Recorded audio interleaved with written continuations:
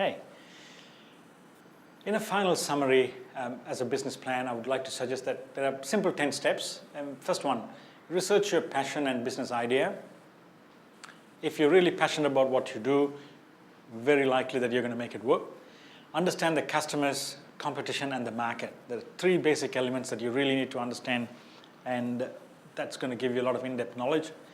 Understand your risk versus return, and your pricing, your packaging of your product has to be in sync with your risk and return ratios.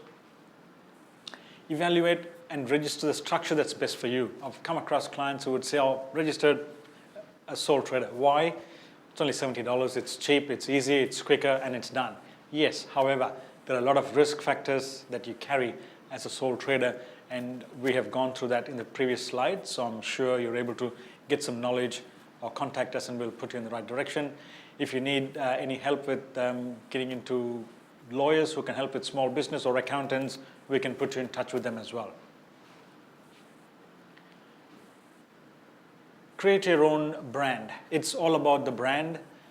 It's all about the business. It flows onto the product, and then it ends up in selling. So first things first, you have to put your brand before anything else and make sure that you build a brand, and in that way you can actually develop your business and have a clear succession plan or an exit strategy. And the brand that you develop is yours, and it's a proprietary product.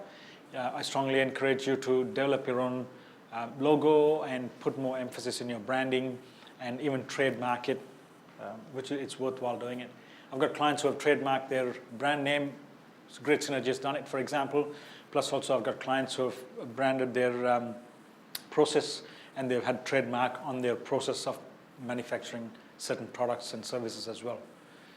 Plan your market offer, your value proposition, your price, and package it so customers can be attracted and they understand what they want. Plan your market offer, your value proposition, your pricing, and package it to suit your customer needs. Keep the end in mind and reverse plan and execute your strategy. Select your approach to your market. Every market is going to be different. If you're in the entertainment industry and you get your product into corporate, you're getting it into families, birthday parties, weddings, any sort of an event, or you're doing a small business expo or a food and wine show, the strategy is different, the market is different, your approach's got to be different. The next one is very important. I find a lot of small business owners absolutely passionate with what they do. They want the profit, they want their growth. However, first thing first, cash flow. Cash flow comes first, followed by growth and the profit. The same way, customer service is absolutely paramount. You focus on your customers, you give them what they want, your cash flow and the growth and your profit will follow. Time trading. Do only what you can do effectively. If you are working at a level of $25 an hour, you're still developing your business, that's great. You want to get to the 50s and the 100s and keep upselling your services, do not get dragged into doing what you did 2 years ago. Find someone else, train the person up, empower them to achieve that so that you could move on to bigger and better things. In view of the market, look for a homogeneous group. What sort of category customers exist? Classify them and stratify your customers so you could tailor-make your package to suit what your customer group wants. In view of the customer perspective, not the product or price. Give the solution to what the customer wants and focus less on the product, because identify what the customer wants, then you will be able to tailor-make the solution. Look for smaller groups within the macro group. In a small market, whether it's a town, whether there's 2,500, 3,000 people, or in a big suburb, in a metropolitan area, you need to understand the market that exists. And in that market, you will find small categories of customers, certain stratified customers, and you need to engineer your product and services to suit what individual group needs. For example, you could classify it geographically. As I said, it was location-based. Demographic depends on generation, what sort of preference that the customers have. Socio-cultural factor is very critical, followed by economic factors. Depends on purchasing power.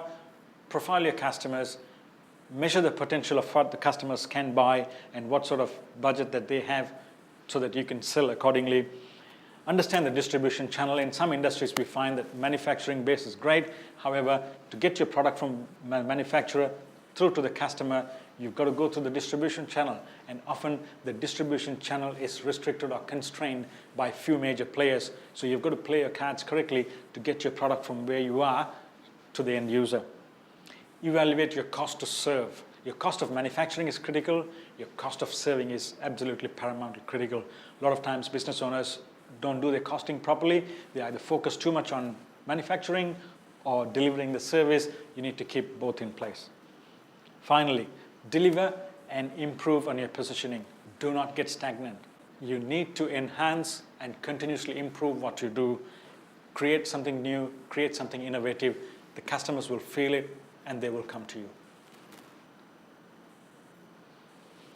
As an example, if you look at different segments, let's choose events management on a broader perspective. You could be in events management, yes, leisure, so organize weddings, parties, cruises, that kind of things. Or you are serving a corporate client from a B2B perspective. You're managing events, could be their expos, incentive for budget, so create some sales incentives, budgets to target and sell into the business clients. You might be organizing motivational speeches and corporate team building development programs. On the other hand, you could be involved with the community type projects, small business expos, community initiatives, fundraising. So from an events management perspective, whether you are servicing the leisure or the business or the community segment, your approach has to be different and you've got to package and tailor make your solution to suit each of these segments. Thank you very much.